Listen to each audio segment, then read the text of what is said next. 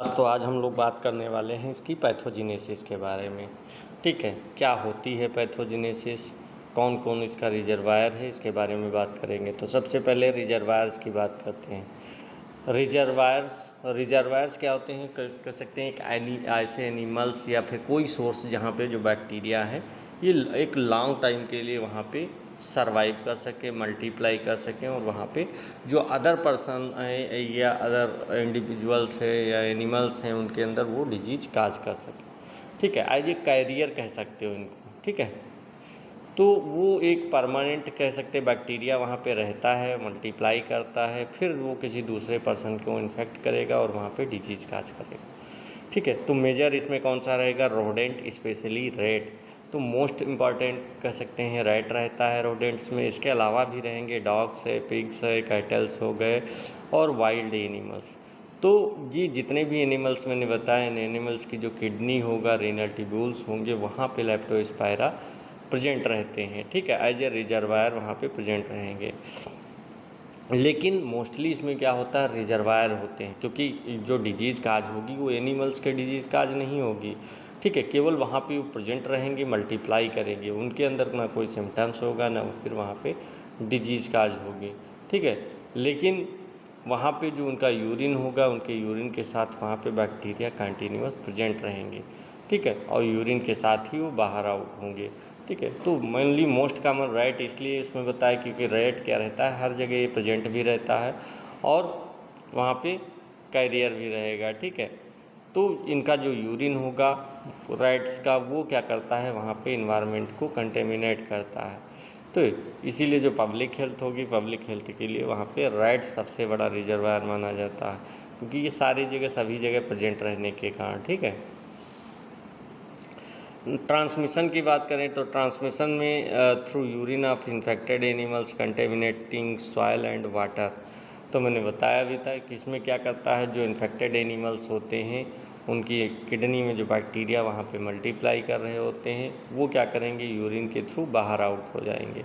अब जब यूरिन के थ्रू बाहर आएंगे तो यूरिन से कंटेमिनेट कहाँ हो जाएगा, वहाँ पे सॉइल हो सकती है, मड हो सकती है, या फिर कोई रिवर है, पॉन्ड है, फूड है, जो फ्लूड जो जो चीज़ें हैं उनको क्या कर सकता है, ये कंटेमिनेट कर सकता है।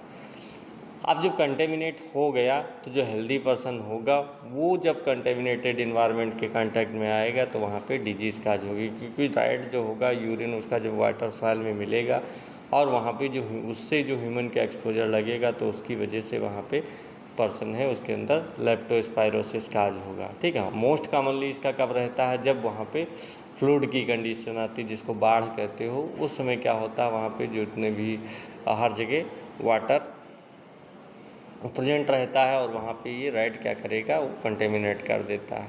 ठीक है, तो अगर वहाँ पे कोई पर्सन उसके कांटेक्ट में आएगा, वाटर के कांटेक्ट में, ठीक है, तो क्या होगा, लेप्टोस्पायरा उसकी बॉडी में इंटर कर सकता है। ठीक है, तो मोस्ट कॉमनली ये क्या रहेगा, वहाँ पे जब वहाँ पे कह सकते हैं ये मौसम रहता है जो इसमें चल रहा है, उस समय क्या होता है, काज होने के चांसेस बढ़ जाएंगे। नेक्स्ट है enters human body via skin abrasions, mucous membrane, conjunctiva और इंजेक्शन ऑफ कंटेमिनेटेड वाटर। तो इसमें कोई भी कारण हो सकता है जिसके कारण वहाँ पे बैक्टीरिया बॉडी में इंटर करेगा। ठीक है, तो ये मोस्ट कॉमनली अगर देखा जाए तो ये कैसे इंटर करता है, जब कहीं भी कोई हेल्दी पर्सन है उसकी स्किन में मेनली एब्रेशन हो या कोई कट लगा हुआ है, स्ट्रेस की कंडीशन है, तो ये बैक्टीरिया उसके थ्रू वहाँ पे बॉडी में इंटर कर जाता है। स्किन एब्रेशन के थ्रू इंटर करेगा, क्योंकि जब स्किन एब्रेशन वाला होगा कहीं पे वहाँ पे अगर कट लगा हुआ है, ठीक है, तो क्या होगा, अगर जैसे ही कंटेमिनेटेड वाटर के कांटेक्ट में आएगा वहाँ पे जो कट लगा, कट के थ्रू वहाँ पे लेप्टोस्पायरा बॉडी में इंटर कर जाएगा और वहीं से ब्लड स्ट्रीम में चला जाएगा। ठीक है, तो ये हो सकता है। तो मोस्टली जो वर्कर्स रहते हैं, सीवेज वर्कर्स हो गए या फिर फार्मर्स हो गए या फिर वेटरनरी डॉक्टर हो गए, तो उनके होने के चांसेस ये ज़्यादा रहता है। ठीक है, इसके अलावा म्यूकस मेम्ब्रेन के थ्रू भी मैंने बताया कि म्यूकस मेम्ब्रेन जैसे हमारी माउथ हो गई, नोज हो गई, या फिर जो जेनाइटल ट्रैक्ट होता है, ठीक है, तो वहाँ पे भी क्या होगा, वहाँ पे जो प्रोटेक्टिव केराटिन लेयर रहती है ना होने के कारण ये बैक्टीरिया आसानी से वहाँ पे फेनिकेट कर जाता है। ठीक है, इसके अलावा कंजक्टाइवा, क्योंकि कंटेमिनेटेड वाटर डायरेक्ट ही कांटेक्ट में आ जाएगा इसके, तब भी वहाँ पे कंजक्टाइवा, लेप्टोस्पायरा कंजक्टाइवा डेवलप की कंडीशन हो सकती है। ठीक है, तो ये अलग अलग कंडीशंस हैं जहाँ पे होने के चांसेस बढ़ जाते हैं। इसके अलावा इंजेक्शन ऑफ कंटेमिनेटेड वाटर, अगर मान लिया जो वाटर है जिसमें रैट ने जिसको कंटेमिनेट किया है, अगर उस वाटर को वहाँ पे पीते हैं तो उसकी वजह से भी जो बैक्टीरिया होगा हमारी गैस्ट्रोइंटेस्टाइनल ट्रैक्ट में जाएगा और वहाँ पे जो म्यूकोसा होगी उसको डैमेज करके वहाँ पे हमारे ब्लड स्ट्रीम में चला जाएगा। ठीक है, तो ये अलग अलग कंडीशन रहती है। मोड ऑफ ट्रांसमिशन कह सकते हैं जिसके थ्रू ये ट्रांसमिट होता है, हमारी बॉडी के अंदर इंटर करता है। नेक्स्ट है person to person transmission is rare. तो जो एनिमल से ह्यूमन में तो ट्रांसफ़र होगा, मोस्ट कॉमन रूट रहता है। ठीक है, लेकिन वहाँ पर्सन से एक पर्सन से दूसरे पर्सन में स्प्रेड नहीं होता है, फिर रेयर होता है। ठीक है, तो क्योंकि जो ह्यूमन इन्फेक्शन होगा उसमें जो बैक्टीरिया होगा लॉन्ग ड्यूरेशन के लिए यूरिन में नहीं रह सकता। ठीक है, इस कारण से वहाँ पे जो ट्रांसमिशन होता है बहुत ही रेयर रहेगा। ठीक है, क्योंकि वहाँ पे नॉर्मली जो कांटेक्ट में नहीं आता पर्सन, और वहाँ पे जो कह सकते हैं वहाँ पे हाथ मिलाने से या बैठने से भी ये नहीं फैलता है। ठीक है, तो बहुत रेयर केस में वहाँ पे ट्रांसमिट होता है। ठीक है, जैसे कि अगर वहाँ पे सेक्सुअल कांटेक्ट या फिर ब्रेस्ट मिल्क हो गया और ट्रांसप्लासेंटल हो गया तो ये होने के चांसेस रह सकते हैं, लेकिन बहुत ही अनकॉमन रहता है, बहुत ही रेयर केस में ये होने के चांसेस वहाँ पे होते हैं। ठीक है, तो मेनली यहाँ पे क्या रहेगा, इसके through person to person contact नहीं होगा। नेक्स्ट बात करते हैं the severity of leptospira depends upon. अब जो लेप्टोस्पायरा की सीवियरिटी है वो किस पे डिपेंड करती है? सबसे पहले होस्ट इम्यूनिटी,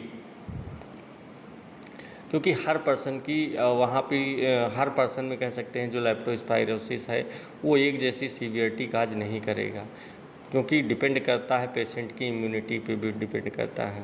ठीक है, तो किसी किसी में माइल्ड फीवर आएगा, ठीक है, और किसी किसी में वेल्स डिजीज़ के चांसेस वहाँ भी हो सकते हैं, क्योंकि वेल्स डिजीज़ में मैंने बताया था जॉइंटिस हो जाती है, रीनल फेलियर हो गया और वहाँ पे हीमोरेज की कंडीशन भी डेवलप हो सकती है। ठीक है, तो वहाँ पे क्या होगा, पर्सन के उस पर डिपेंड करता है सीवियरिटी। मेनली मैंने बताया 2-3 फैक्टर रहेंगे जिनके ऊपर ये डिपेंड करेगा। ठीक है, तो सबसे पहले कौन कौन से 3 फैक्टर हैं जिस पे डिपेंड करता है? सबसे पहले है होस्ट इम्यूनिटी। तो होस्ट इम्यूनिटी वहाँ पे कितना पर्सन का इम्यून सिस्टम वहाँ पे स्ट्रांग है।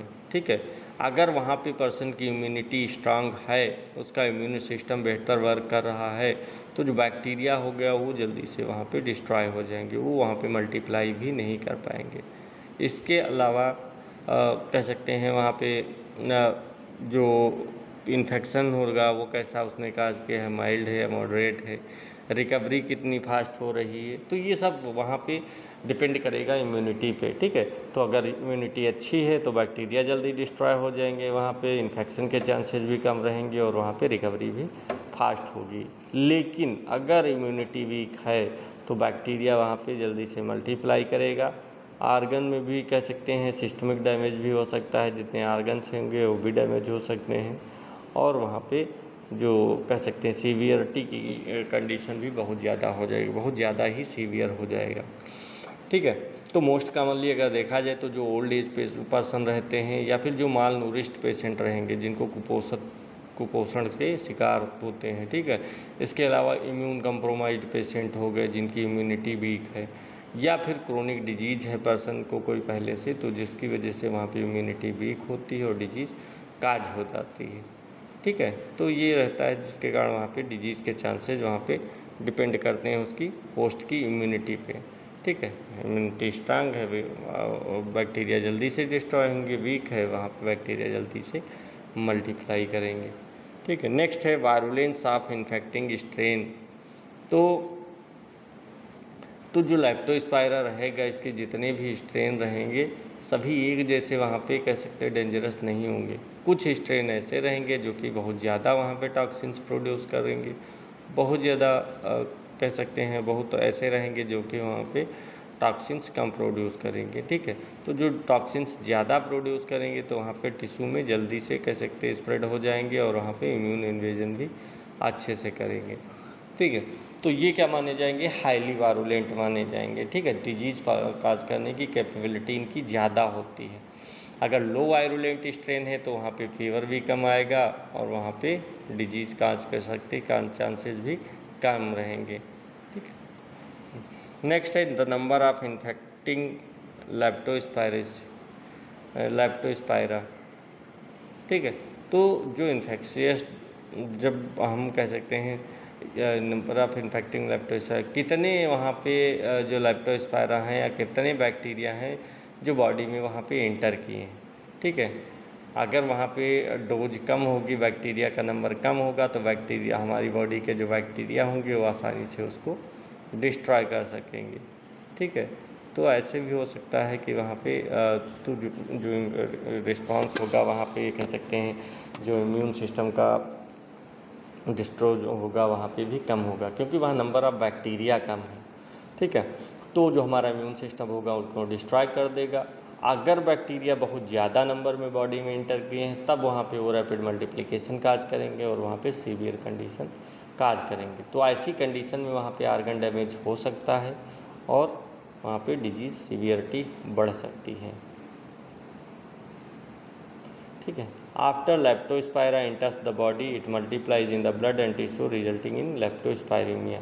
अब क्या होगा, जब बैक्टीरिया लेप्टोस्पायरा वहाँ पे बॉडी में एंटर कर गया तो उसके थ्रू वो स्किन में एब्रेशन के थ्रू या फिर किसी कारण से जा सकता है, कंजक्टाइवा के थ्रू या फिर माउथ के हो गया म्यूकोसा के थ्रू। तो जब एंट्री करेगा, एंट्री करने के बाद जो बैक्टीरिया होगा वो वहाँ पे जो लोकल टिश्यूज होंगे वहाँ पे थोड़ी देर मल्टीप्लाई करेगा, फिर वहाँ से ब्लड स्ट्रीम में एंटर करेगा और ब्लड स्ट्रीम से बैक्टीरिया क्या करेगा, बहुत ज़्यादा वहाँ पे जब इसका नंबर इंक्रीज हो जाएगा तो ओवरऑल जो बॉडी होगी, ओवरऑल बॉडी में ये वहाँ पे तो कह सकते हैं इन्फेक्शन काज करेंगे, ठीक है। तो इसी कारण से वहाँ पे डिलीवर कर ले तो ठीक है। तो ये ओवरऑल बॉडी में वहाँ पे इन्फेक्शन काज कर सकते हैं और जब वहाँ पे इन्फेक्शन काज करेंगे तो वहाँ पे डिजीज़ भी काज करें। Leptospira can spread to any part of the body but affect primarily the liver and kidney. तो ऐसा नहीं कि वहाँ पे अदर आर्गन में नहीं इफेक्ट करते हैं। जब ब्लड में जाएंगे तो ब्लड हमारी ओवरऑल बॉडी को जाता है, तो इसीलिए हर आर्गन्स पे वहाँ पे जा सकते हैं, ठीक है। तो जब बाहर आर्गन में जाएंगे तो वहाँ पे पूरी बॉडी में जब जाएंगे तो वहाँ पे डैमेज काज करेंगे। लेकिन मोस्ट कॉमनली अगर देखा जाए कहाँ पे काज करते हैं तो किडनी और लीवर, क्योंकि यहाँ पे जो आर्गन, ये दोनों आर्गन्स हैं, यहाँ पे जो ब्लड की सप्लाई होती है वो मैक्सिमम रहती है, ठीक है। इसके अलावा ऐसा नहीं कि यही दोनों इफेक्ट होंगे, अदर आर्गन्स भी हो गए, जैसे ब्रेन हो गया, लंग्स हो गया, हार्ट, स्केलेटल मसल्स, ये सारी चीज़ें अफेक्टेड होंगी, ठीक है। लेकिन मोस्ट कॉमनली वही इफेक्ट होते हैं, ठीक है। किडनी और लीवर इनके मेन टारगेट आर्गन है, बाकी अफेक्टेड तो अदर आर्गन्स भी होते हैं, ठीक है। नेक्स्ट है in the kidney the bacterium causes interstitial nephritis and tubular necrosis leading to the tubular damage, dehydration and increased capillary permeability resulting in renal failure. तो in the kidney the bacterium causes interstitial nephritis and tubular necrosis. तो mainly क्या होता है, जो ये Leptospira है ये क्या करता है, किडनी में मेनली जब रीनल ट्यूब्यूल में वहाँ पे एंटर करेगा, फिर बैक्टीरिया क्या करेगा, वहाँ पे इन्फ्लामेशन काज करेगा और वहाँ पे इंटरस्टिशियल नेफ्राइटिस काज करेगा, ठीक है। इंटरस्टिशियल नेफ्राइटिस काज करेगा, फिर किडनी के जो सपोर्टिंग टिश्यू होंगे वहाँ पे भी इन्फेक्शन काज करेगा और वहाँ पे इन्फ्लामेशन काज करेगा, ठीक है। अब जो बैक्टीरिया होगा वो ट्यूबुलर सेल्स को क्या करेगा, डिस्ट्रॉय कर देता है, और जो ट्यूबुलर सेल डिस्ट्रॉय हो जाएगी तो वहाँ पे क्या होगा, ट्यूबुलर नेक्रोसिस की कंडीशन डेवलप हो जाएगी, ठीक है। अब जो ट्यूबुलर नेक्रोसिस की कंडीशन डेवलप होगी तो वहाँ पे कह सकते हैं सेल डेथ भी हो सकता है, ठीक है। तो ये ट्यूबुलर कह सकते हैं जो ट्यूब्यूल्स होंगे वो डैमेज हो जाएंगे और वहाँ पे जो यूरिन का प्रॉपरली कंसंट्रेशन होता है वो नहीं कंसंट्रेट हो पाएगा और वाटर लॉस ज़्यादा होगा, जिसकी वजह से वहाँ पे हाइपोवोलेमिया जैसी कंडीशन डेवलप होगी। जब हाइपोवोलेमिया होगा तो बॉडी का जो ब्लड प्रेशर होगा वो भी डिक्रीज होगा। ठीक है, नेक्स्ट है कैपिलरी परमेबिलिटी। कैपिलरी परमेबिलिटी को भी ये क्या इंक्रीज करता है, hypovolaemia and increase capillary permeability. अब जब इन्फ्लामेशन में इससे क्या होगा, जो कैपिलरीज का लीकेज होगा वो बढ़ जाएगा, तो ये क्या करता है वहाँ पे जो इन्फ्लामेशन हो गया, जो कैपिलरीज को लीक करती हैं, तो फ्लूइड टिश्यू वहाँ पे इंटर कर जाएगा। जैसे ही कैपिलरीज लीक करेंगी वो फ्लूइड वहाँ पे टिश्यू में इंटर कर जाएगा और वहाँ पे जो ब्लड का वॉल्यूम होगा वो क्या हो जाएगा, रिड्यूस हो जाएगा, क्योंकि ब्लड कैपिलरीज से निकल के कहाँ जा रहा है, टिश्यूज़ में इंटर कर रहा है। तो फाइनली क्या होगा, जो किडनी के फंक्शंस होंगे वो फेल हो जाएंगे और वहाँ पे रीनल फेलियर की कंडीशन डेवलप हो जाएगी। ठीक है, तो इस कारण से होता है यही मिली, तो इसकी वजह से वहाँ पे जो रीनल फेलियर की कंडीशन होगी तो बहुत सारी कंडीशन से अपीयर होने लगती हैं। वहाँ पे ओलिगोयूरिया है या फिर एक्यूट किडनी इंजरी हो सकती है, क्रिएटिन का लेवल बॉडी में इंक्रीज कर सकता है, तो ये सारी कंडीशंस वहाँ पे अपीयर होने लगती हैं। In the liver it causes centrilobular necrosis and hepatocellular dysfunction leading to the jaundice. तो मेनली मैंने बताया कि यहाँ पे जो लीवर की बात करें तो लीवर के बैक्टीरिया जब लीवर में इंटर करेगा, लीवर में जल्दी इंटर नहीं करेगा, पहली बार जब लीवर में इंटर करेगा वहाँ पे, तो वहाँ भी जो लीवर की सेल्स होंगे उनमें इन्फ्लामेशन काज कर देगा और जो लीवर लॉब्यूल्स होंगे उनके जो सेंटर में सेल्स होती हैं उनकी वहाँ पे डेथ होने लगती है, क्योंकि वहाँ पे लीवर नेक्रोसिस काज हुआ। ठीक है, तो इस कारण से वहाँ पे जो वहाँ पे होगा, तो इसी को हम क्या कहेंगे, सेंट्रीलोब्यूलर नेक्रोसिस कह सकते हैं। ठीक है, जो लोब्यूल होंगे लीवर, वहाँ पे लोब्यूल्स होंगे उनकी उनमें नेक्रोसिस हो जाएगी और वहाँ पे सेल कह सकते हैं नेक्रोसिस होगी तो सेल डेथ हो जाएगी। ठीक है, तो अब लीवर क्या होगा, जब सेल डेथ हो जाएगी तो लीवर प्रॉपर वहाँ पे बिलिरुबिन का फार्मेशन नहीं कर पाएगा, उसका प्रोसेस नहीं कर पाएगा बिलिरुबिन का, तो ब्लड में क्या होगा, बिलिरुबिन का लेवल इंक्रीज कर जाएगा, स्किन येलोइश कलर का अपीयरेंस होगा और वहाँ पे स्किन के अलावा आई भी क्या रहती है वहाँ पे येलोइश कलर की दिखाई देती है, जिसको हम क्या कहते हैं, जॉइंटिस हो गया। ठीक है, जॉइंटिस की कंडीशन डेवलप होती है। ठीक है, नेक्स्ट है तुम्हारा विल्स डिजीज काजेज जॉइंटिस। तो विल्स डिजीज मेनली इसलिए जॉइंटिस काज करती है क्योंकि जो हिपेटोसेलुलर डिसफंक्शन होता है, इस कारण से बिलिरुबिन की मेटाबॉलिज्म होती है वो डिस्ट्रॉय हो जाती है। ठीक है, और जब बिलिरुबिन की मेटाबॉलिज्म डिस्ट्रॉय होगी तो वहाँ पे सेंट्रीलोब्यूलर नेक्रोसिस की कंडीशन डेवलप होगी और वहाँ पे डेथ हो सकती है। ठीक है, तो जॉइंटिस का कारण यही रहता है। नेक्स्ट है लेप्टोस्पायरा में also invade skeletal muscles causing oedema and focal necrosis. तो मेनली जो लेप्टोस्पायरा होगा, केवल ऐसा नहीं मैंने बताया था, लीवर और किडनी जो रहते हैं मेन रहते हैं, बाकी अदर भी आर्गन रहते हैं जैसे स्केलेटल मसल्स होती हैं वो भी वहाँ पे इफेक्ट होती हैं।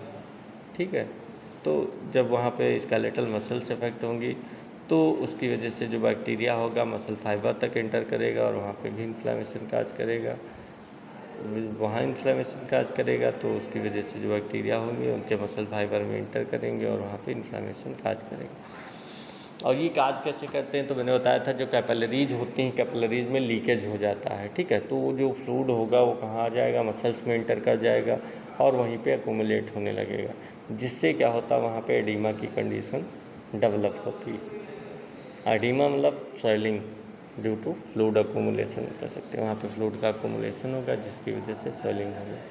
ठीक है, कुछ मसल फाइबर भी रहते हैं उनकी भी डेथ हो जाती है, जिसको हम फोकल नेक्रोसिस कहते हैं।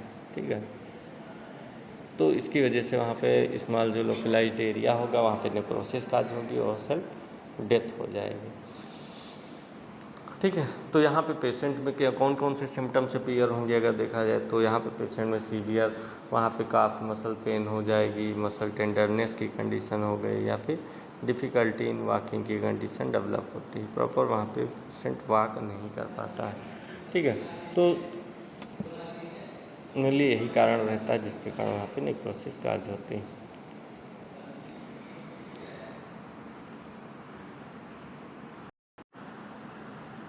नेक्स्ट बात करते हैं हम लोग इसके सीरोटाइप्स के बारे में। तो जो लेप्टोस्पायरा है, लेप्टोस्पायरा के अंदर कम से कम जो लेप्टोस्पायरा इंटेरोगेंस है, इसके अंदर कम से कम 200 से ज़्यादा इस सीरोटाइप्स या सीरोवर कहते हैं जिनको वो पाए जाते हैं, ठीक है। और हर एक में अपना एक एनिमल रिजर्वायर होगा उनका जो क्लिनिकल सिंड्रोम हो गए या फिर जो जियोग्राफिकल डिस्ट्रीब्यूशन होता है उस सबका अपना अपना रहता है, ठीक है, अलग अलग कह सकते होता है, ठीक है। तो जो सीरोटाइप्स होंगे उनमें डिफरेंट टाइप के एनिमल्स में वहाँ पे नेचुरल इन्फेक्शन हो गया वो बना रहता है, और वहाँ पे जो एनिमल्स होंगे, एनिमल्स का जो इन्फेक्टेड यूरिन रहता है, यूरिन के थ्रू वहाँ पे ह्यूमन बीइंग में ट्रांसमिट होते हैं, ठीक है। तो जो ये मेनली मैंने बताया जितने भी सीरोटाइप्स होंगे, ठीक है, ये क्या करेंगे, लेप्टोस्पायरोसिस काज करेंगे। लेकिन कुछ सीरोटाइप्स रहते हैं मोस्टली वो क्या करेंगे, वो क्लिनिकल डिजीज़ के लिए भी फेमस हैं, ठीक है। जिसमें सबसे मोस्ट इम्पॉर्टेंट सीरोटाइप्स है लेप्टोस्पायरा एक्टेरोहेमोरेजिया, ठीक है, जो कि हम वेल्स डिजीज़ का मेनली कारण रहता है। इसमें जो रिजर्वायर रहेगा वो क्या रहता है, रैट्स रहता है। राइट्स क्या करता है, उसका जो यूरिन होगा वहाँ पे जैसे ही इन्वायरमेंट में आएगा, फैक्टर वाटर या जो सॉइल रहेगी कंटेमिनेट होगा, और जब वो कंटेमिनेटेड वाटर या के कांटेक्ट में ह्यूमन बीइंग आएगा तो वहाँ पे इन्फेक्शन काज हो जाता है, ठीक है, जिसके कारण वहाँ पे हाई फीवर है, जॉइंटिस है, हीमोरेज की कंडीशन है, सेप्टिक मेनिंजाइटिस होगी, ये सारे सिम्टम्स वहाँ पे अपीयर होते हैं, ठीक है। तो ये सारी चीज़ें वहाँ पे। और दूसरा अगर सीरोटाइप्स की बात करें तो कौन सा होगा, लेप्टोस्पायरा काइनिकोला, ठीक है। काइनिकोला में ये क्या करता है, अगर इसका नेचुरल रिजर्वायर देखा जाए तो कौन सा रहता है, डॉग रहता है, ठीक है। ये सोर्स ऑफ इन्फेक्शन कौन मतलब रिजर्वायर का मतलब हो गया जिसमें प्रेजेंट रहता है, तो नेचुरल रिजर्वायर इसमें डॉग रहेगा। ये क्या करेगा, वहाँ पे ह्यूमन बींग्स के अंदर काइनिकोला फीवर काज करता है, ठीक है। और इसमें अगर देखा जाए इसका सिम्टम्स लाइक इन्फ्लुएंजा जैसे अपीयरेंस होंगे, जैसे फीवर है, हेडेक है, मैल्जिया हो गया, एसेप्टिक मेनिंजाइटिस हो गई, ये सारे वहाँ पे सिम्टम्स अपीयर होते हैं, ठीक है। वर्ल्ड वाइड डिस्ट्रीब्यूशन होता है, मैंने बताया था ये क्या होगा, वर्ल्ड वाइड इनका डिस्ट्रीब्यूशन होगा, तो ऐसा नहीं केवल एक ही जगह प्रेजेंट रहते हैं, ठीक है, ठीक है। तो वो ये मोस्ट कॉमनली किस में काज होता है, जिनके साथ में डॉग वहाँ पे रहता है, डॉग के साथ में जो पर्सन रहेंगे तो वहाँ पे जैसे वेटरनरी वर्कर हो गए, ठीक है, तो उनके अंदर इन्फेक्शन का रिस्क वहाँ पे और ज़्यादा बढ़ जाता है। नेक्स्ट है लेप्टोस्पायरा बेटावाई, ठीक है, तो ये भी इसका भी रिजर्वायर कौन रहता है, रैट रहता है, ठीक है। ये मोस्टली कहाँ प्रेजेंट रहता है, तो इंडोनेशिया में पाया जाता है, ठीक है। वर्ल्ड वाइड डिस्ट्रीब्यूशन है तो ये कहाँ पे प्रेजेंट रहेगा, इंडोनेशिया में प्रेजेंट रहेगा, ठीक है। तो केवल ऐसा नहीं कि ये इंडोनेशिया में ही प्रेजेंट रहता है, इंडोनेशिया के अलावा और भी रहते हैं जैसे साउथ ईस्ट एशिया, अफ्रीका, ठीक है, अफ्रीका, यूरोप, ये सारी चीज़ें वहाँ पे जहाँ पे ये प्रेजेंट पाया जाता है, ठीक है। मोस्ट कॉमनली लेकिन ये कहाँ पाया जाएगा, इंडोनेशिया में पाया जाता है, ठीक है। इसीलिए इसको इंडोनेशियन वेल्स डिजीज़ भी कहा जाता है, कारण यही क्योंकि ये वहाँ पे प्रेजेंट रहता है, ठीक है।